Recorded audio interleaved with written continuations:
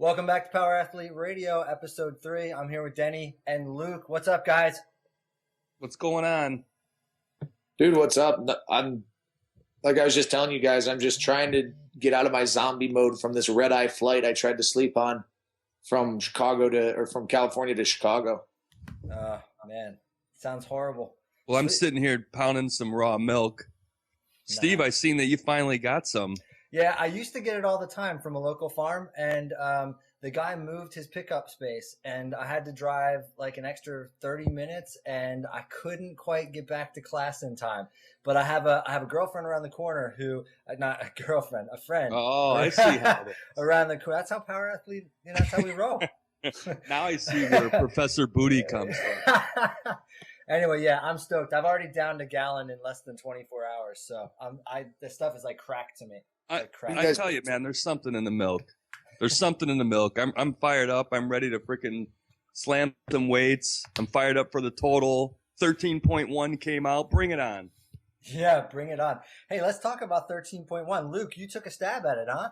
Yeah, dude, I went after it. I guess you could say I went after it. I didn't take adequate preparation practices, man. I didn't eat all day. I was coaching and distracted, trying to get some stuff done for the gym. But Callie and I met up right after it was announced, and we got fired up, got warmed up, and got after it.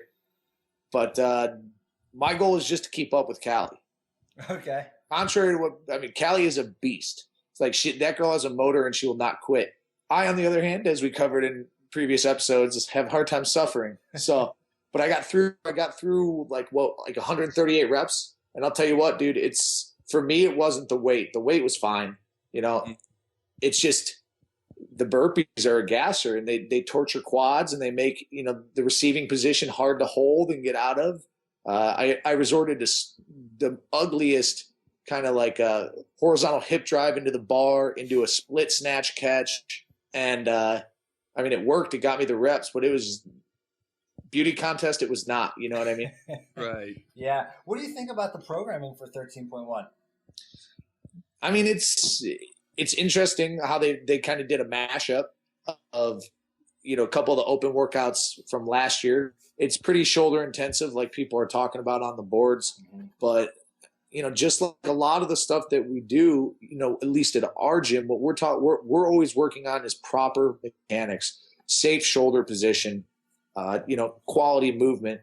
And to be quite honest with you, Callie and I did a little debrief after the workout, training partners do. And it's just like, my shoulders really aren't that torched. I was expecting my shoulders to be jacked, but we work on shoulder stability, shoulder mobility all day, every day, because we know it's a vulnerable joint. We know that it's easy to get in a compromising position. And when you do something to that joint, it's hard to recover from. Yeah.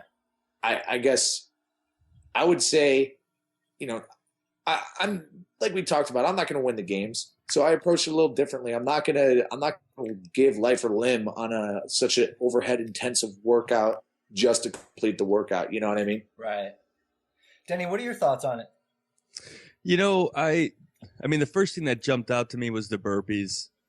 I'm like, my God, that's like 100 burpees. And then you're asked to do 30 snatches at those weights, those jumps. I really wasn't worried too much about the beginning weights. But 165 for 30 reps, that doesn't seem to be a problem. It's just, can I make it to that 210? And by the time I get there, am I going to have enough gas in the tank to at least get a couple reps in? The best snatch that I've done is 215. And that one was pretty, it counted. Steve, I sent you that video. You saw it. It was legit. I would have liked it better, like to received it better, but, shoulder intensive as well. And I know at our box, a few of us are going to do it tonight after our 6:30 class. And then we're going to have some of the clients doing it Saturday after we get back from the certification I'm going to be going to. Yeah, we're doing it tomorrow. I think we got, again, faster coming out because of Caleb, and nobody's looking forward to it. I think the program, if I'm being honest and just outright, I think it's kind of lacks creativity. I mean, just to take a mashup of the two open wads, I mean, it doesn't give us any measurable improvements. It's not the same. If it was the same wad, then I could understand, because then say, hey, how much better do we get from last year? But to mash them, I think it lacks creativity, to be quite honest. I'm not that excited by it, but I'm with you, Denny. I think if I can make it to the third set of snatches and maybe the burpees, I don't know. That 210 is going to be rough. It's kind of different too, because last year, think about the first couple workouts, they enabled the masses to participate. Kind of early in the gate, they're weeding out a lot of people. You know what I mean? There's 130 people registered, right? So 130,000 rather. So I don't know. Do you think all 130,000 are going to make it to the 210? No. You know, they're just going to look at it and be like, "The hell with this, man! I'm not even going to do it." Yeah. Yeah, I think some people are going to get a score of 40. They're going to do the burpees and call it a day. I was tempted, dude. I was extremely tempted. That's why I was up at the gym. I just told all my training partners that's my strategy. If I get 40 burpees, I'm going home. Awesome. So, yeah, 13.1. The other thing we should announce is that Ben R. has set up a Google Docs spreadsheet, I don't know, whatever it's called, to track any power athletes, CrossFit footballers doing the open. You can choose to do the WODs RX or you can scale it however you want. But really, it's just I think, and Luke, correct me if I'm wrong, but I think it's really just a page to get people kind of to build their own little power athlete community around maybe some of these workouts, whether you like them or not. You know, if you get out there and you get a score of 40, so be it. You're in there with the crew. Yeah, and that for sure. It's just fun to work out together, see what everybody's capable of, see what everybody's doing, and like no shame in scaling a workout if it's going to mess you up or mess up or skip a workout if it's not in line with your training goals. I mean, I totally get it. More power to you in having that dedicated of goals, but I think it'd be cool to get that data in one place and just take a look at it and see if there's any correlation between lifting experience and the amount of time on CrossFit football and the scores in the workout. Where did people following the program suffer? Where did they excel? Things like that. That's where my head's at. That's how I think. So I'm super stoked. I want to see the masses jump in on it, and it's your opportunity to take down CrossFit Football HQ as well. You know? Yeah, for real. I mean, you could compete against, quote, the Luke Summers. In case there's any other imposters out there. That's such a smart ass name, bro. That's awesome. All right, Denny, should we change gears to some dynamic warm up questions that you had? Yeah, well, I like video. I like the video PHHQ put out with the child pose. It kind of goes with what Luke was saying on you guys do a lot of shoulder work. And from what I get of watching that video, a lot of the clients that I work with, like the soccer moms or the weekend warrior dads kind of thing, everybody has trouble getting into that rack position. You know, it seems like the women can have a better chance of making it, but the guys, elbows are pointed down. They're bearing that weight totally on their wrists.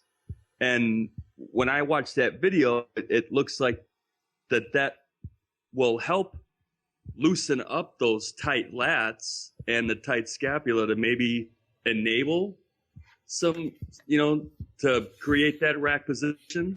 Or am I way off base? No, you're not way off base at all, Denny. That's just one of many, and you've been to the seminar, that's just one of many diagnostic tools that we use to assess shoulder mobility. Okay. So what we get into and what we break out of there is, okay, if you see an athlete and they look like this is what you're seeing. They have tight quads. They have a knee mobility issue. Their ankles are messed up. So just from that child's pose position, we can tell some things about the lower extremities. But even more so, we can tell about shoulder girdle mobility. How much external rotation can they get in that position? What type of elevation can they get while externally rotated?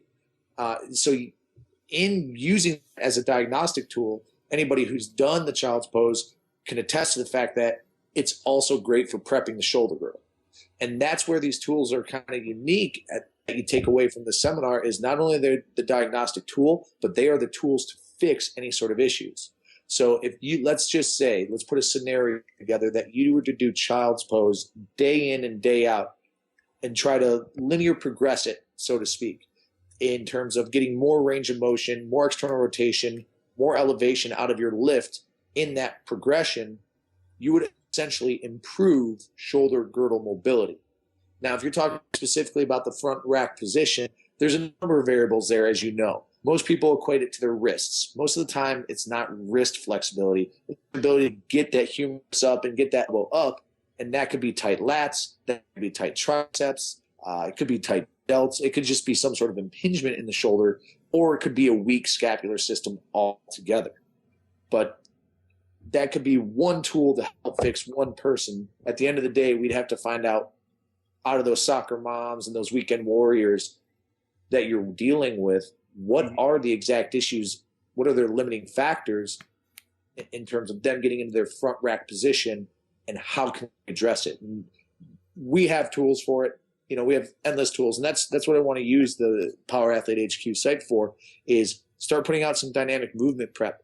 These progressions can go and go and go, and we typically cover 3 layers of progressions on most diagnostic tools and dynamic movement warm-ups, but we go 10 deep at our gym depending on skill level, stuff like that. So how long are you spending in these dynamic warm-ups? Because like I know we take about 10 minutes, you know, and then go into our strength work. You kind of following the same program?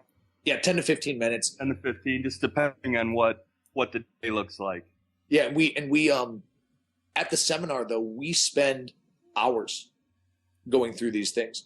We spend hours meticulously combing the biomechanical cues that you need to look for and you need to enforce out of these things, because these are extremely valuable tools. We like to say that our training system is very simple, it's effective, but at the end of the day, there are some N=1 scenarios. And these diagnostic tools, these dynamic movement prep complexes are essential for identifying that type of stuff. So we spend a lot of time on it, and people walk away with a lot of positive feedback on, oh my gosh, it totally changed the way I look at athletes, and it helped me identify this and that. So that's awesome. I remember being in pain at the seminar that we were at. I mean, I think Raphael just crushed us. That sounds right. All those warm-ups and those movements. Yeah. He's got some crazy stuff. Hey, Luke, maybe since tomorrow is going to be CrossFit Football Total, is there any kind of dynamic warm-up type of movement that you could recommend to the masses to try and help them out? You know, I wish I was prepped for this. Even I had a video ready to launch, but it's just been kind of a short week. You know, at the end of the day, what is dynamic movement prep all about? You know, in a selfish setting, if you're an athlete, you want to elevate core temperature, you want to stimulate central nervous system, you want to prepare the muscular systems and subsystems that are about to be stressed or challenged for a lift or for a workout. As a coach, if you have a team or an athlete, it's your opportunity to do all of that for your athlete, as well as set the tempo for the workout. So if we have any coaches that are going to be programming the total for their athletes tomorrow, maybe a little bit of some heavy music, some angry music, remind everybody about everything that they're pissed off about, and kind of get that arousal level up, because at the end of the day, we know that type of stuff aids towards banging some heavy weights. Specifically, CrossFit Football Total, you're going to be power cleaning, squatting, benching, deadlifting. So you're going to have to prep the whole body. In terms of shoulder girdle prep, use child's pose. Yeah. Play with that guide. Let us know how it looks. Let us know how it feels, and what you can look forward to is more videos like that where you can, and we'll explain kind of where to implement that stuff as well, in terms of before what type of workout. Awesome. Nice. And Luke, you had sent a message or posted a message, I think, on CrossFit Football about people sending videos of their totals. Where should they do that? You said something like post them to YouTube? Yeah, if you can. So YouTube, Vimeo, I don't know. I guess I just imagined whoever's feeling motivated, wants to get their lifts out there and get some either constructive criticism or risk them exposing their skeletons to the masses, however you want to put it. What we'll do is we'll put out post and just basically embed everybody's videos in there and open it up for commenting and just a place for people to kind of show off or ask for advice or whatever. Now that we have the technology, the platform and everything, why not make it a little fun and kind of put a lift to the name, so to speak. You know what I mean? Nice. And if you upload it to Vimeo or YouTube, whatever, as long as we can embed it in a web page, we'll do that. And just send your video link to info@PowerAthleteHQ, and we'll just start plopping them up there. Awesome. Denny, you want to go over this first question here? Yeah, well, it looks as if Bulldozer 2020 is, he says, hello, I've been in this programming since September 2012. It's the shit. And I've been into fitness for a good 8 years now, and nothing has come close to CrossFit football. There's a few things I'd like to hear. Number one, CrossFit football programming for the police, fire, EMT, military personnel. And I'm assuming he's asking how that can be tailored to either fit those, the type of movements they're doing in that field, or just if CrossFit football has heard anything as far as positive feedback from people in those careers. Two, sodium intake for power athletes. And he's curious to know why there's not enough dip exercises or incline bench presses in the program. I certainly think there's enough dip exercises, but as far as incline benching, that one's pretty interesting.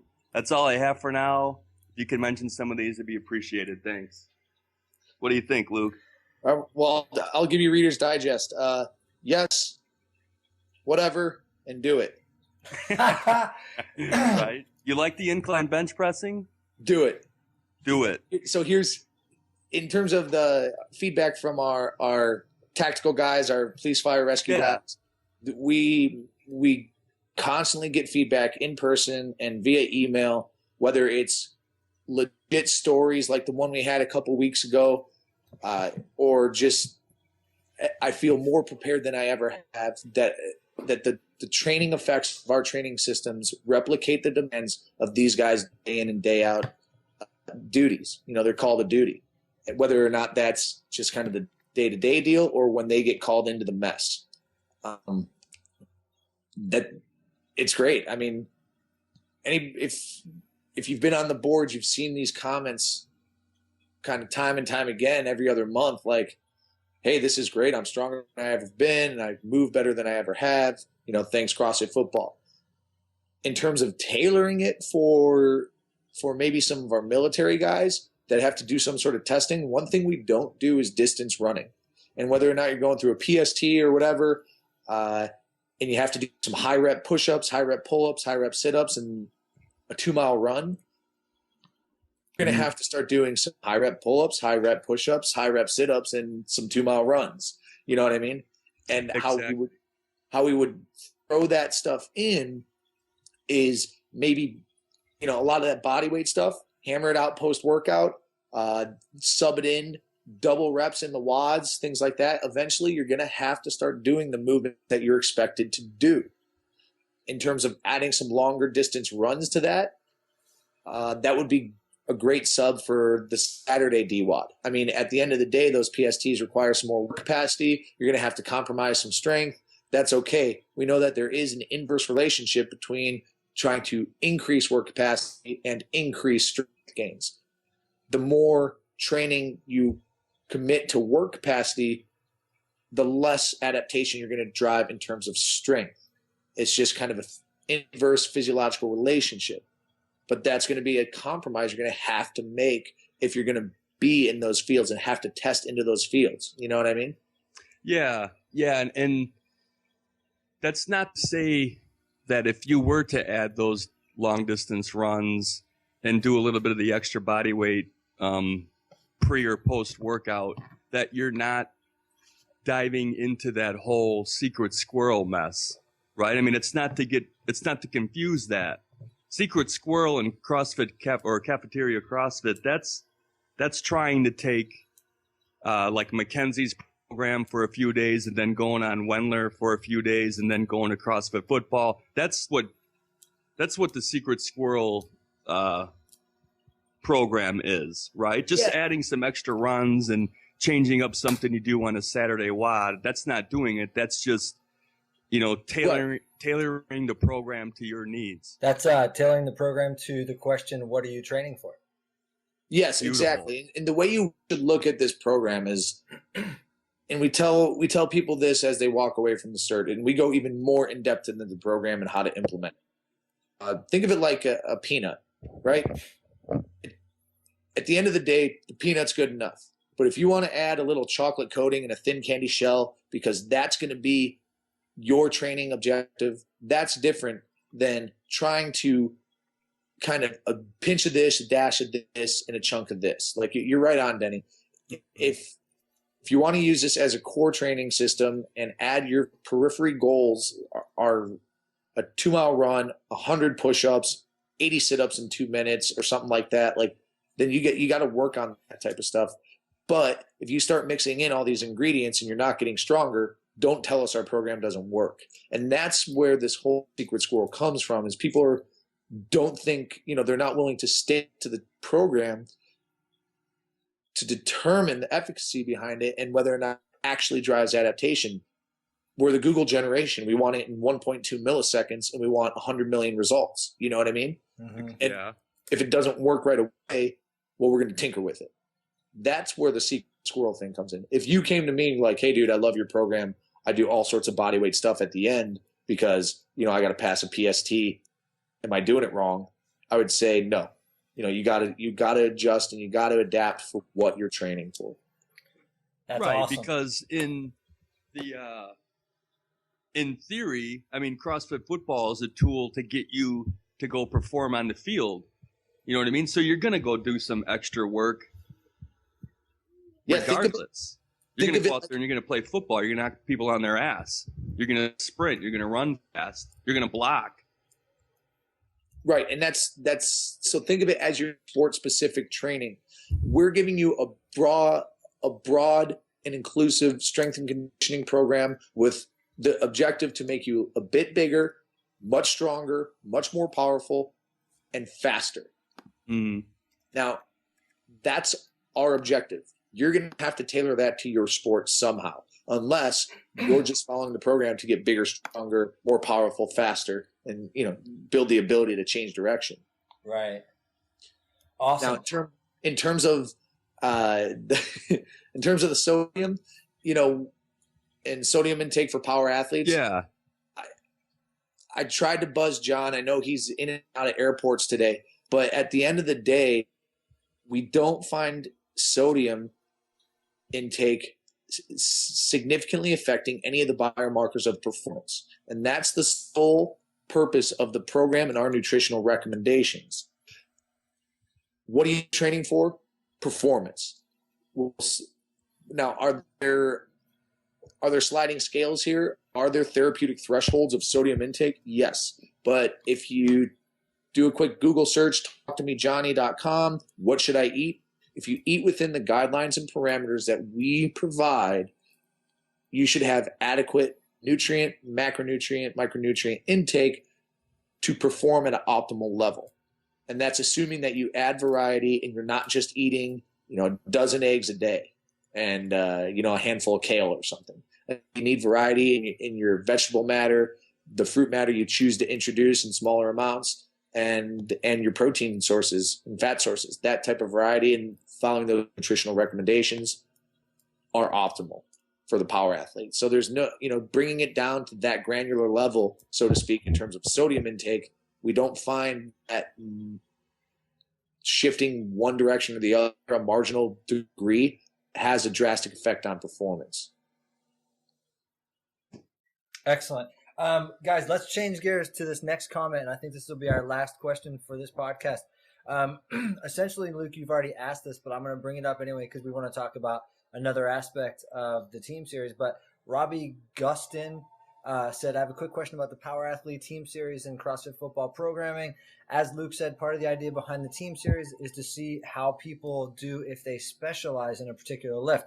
And he goes on to ask for ways of specializing, for example, in the bench press. And what I hear you saying is, if that's what you're training for, then yes, do dips, do pause, bench press, board presses, pause squats, whatever's going to increase your capacity in that specialization. But one of the things I know we wanted to talk about on this podcast was the Power Athlete Team Series and prizes. Yeah, so it kind of goes hand in hand. Like, at the end of the day, Robbie's like, hey, what can I do to win this thing? Which, if I totally get, it looks like at each event, the top team is going to walk away with $2,000 in their pocket, a full set of Power Athlete bumper plates, compliments of High Temp, among other swag from our other sponsors, Life is RX. It's going to be epic, dude. We are stepping it up like 4 notches. So there's a good chunk on the line here. You know what I mean? And depending on where we're at the end of the year, who knows what this whole thing could amount to, because there's more and more locations around the globe that are looking to get into this thing. So there's a lot on the line. So how can you win? Well, at the end of the day, you're going to have to determine who on the team is going to bench. Yeah. And the best way I know to get good at 1 rep max bench press, any guesses, guys? Bench press. Bench press. You know, and to a certain point, just adding more of specialization to that stimulus is going to get you better. But if at the end of the day you have a sticking point, then you're going to have to get creative with your training. But again, don't expect these results to come fast. It's all going to depend on your physiological age, your training age. How long have you been on linear progression? How long ago did you exhaust linear progression? What type of training have you had? What structural issues do you have in the shoulder girdle system if you're doing bench press? For sure, it's a game of balancing volume and intensity, but you know, there's 2 ways to really attack it. Do you want to attack your weakness, or do you want to run with your strength? You know, and you're going to have to piece your team together accordingly. Yeah. And let's be honest. I mean, we need to see some better bench press numbers anyway, don't we? Oh, people just need to bench press. Yeah, nothing gets me more, pisses me off, I should say, is when I go to these competitions or the local competitions around here in the area, and here comes somebody who can freaking squat a house, you know, deadlift a ton, power clean in the upper 300s, and then get under a bench and press 300, piss down their leg. I mean, come on. I mean, I understand it's not a big, you know, a functional movement in a sense of like the main site CrossFit. You know, I mean, thank God John came along and said, look, this is a functional movement if you played in like a combat sport, you know. I mean, he's constantly lining up to somebody, you know, punching them in the chest 70, 80 times, trying to cave their chest in. Yeah, and Denny, says, we need the bench press. And then every time a CrossFit total comes up or any kind of a total, I look in there and I can see all these beautiful numbers and then weak-ass bench. It's like, come on. Don't you want to punch somebody in their chest and cave it in? Don't you want to go, Steve, don't you want to go to work tomorrow and the first guy that looks at you funny, just turn around and blast them right in the chest and cave in? There's no question. There's no question. If I could cave a man's chest with a bench press. Come on. Yep. The biggest failure point we see on bench is just a weak shoulder girdle. People don't understand the importance of really setting that scapula. And if they go, Ingo posted the video a couple of weeks ago or a few days ago of Ben and I going through our setup for bench press. And literally there's a kid, his name was Connor, in an occupied strength deal in Miami. And this kid was just, his bench press was hideous. And I didn't want to go in and coach him in the middle of the competition because that wouldn't be fair. But I went in, I set him up, I taught him how to bench, and he literally PR'd his bench by like 15 pounds because he just wasn't pressing off a stable platform. So now if you don't bench press that way and you aren't pressing with a retracted depressed scapula, you're going to have to do some motor programming and rework the movement pattern. So you're going to have to get reps. So if you're if you need, and it's not necessarily reps under load, because in terms of program that movement, the body doesn't care if there's weight, if there's speed, if it's up, if it's down. It just cares about movement. So now you just got to get going. You have to get more reps. You want to get good at bench, you got to bench, but you have to bench correctly. And how are you guys, like when we teach the bench, it's more of like almost like a power lifter's position compared to, the guy who comes in. I had one client do this. He comes in and he gets under the bar, and I hadn't had a chance to go over the prep him for the movement. And he gets under the bar and he puts his feet up on the bench. 1970s bodybuilding, like the no feet on the floor type of bench pressing. I was like, oh my God, dude. We kind of get that exaggerated arch in the lumbar spine, right? High in the toes, kind of up on your shoulders, lowering it to the sternum.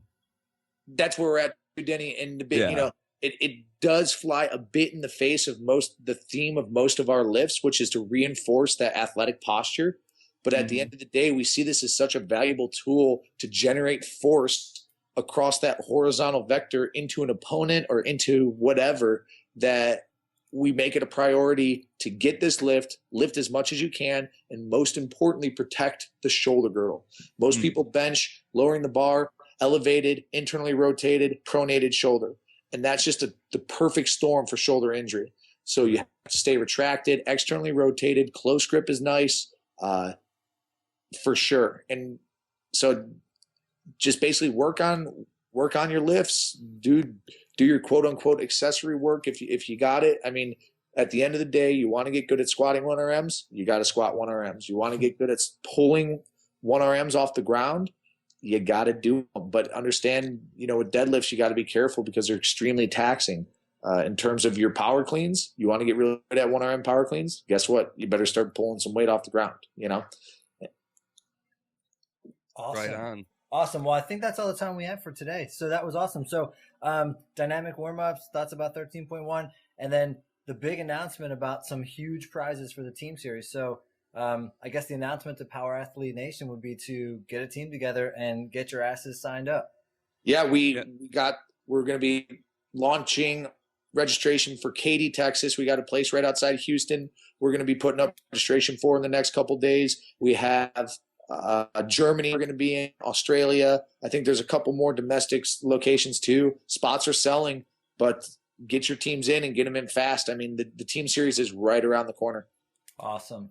Thanks, Luke. Thanks, Denny. No All right, problem. see you guys. Talk to you.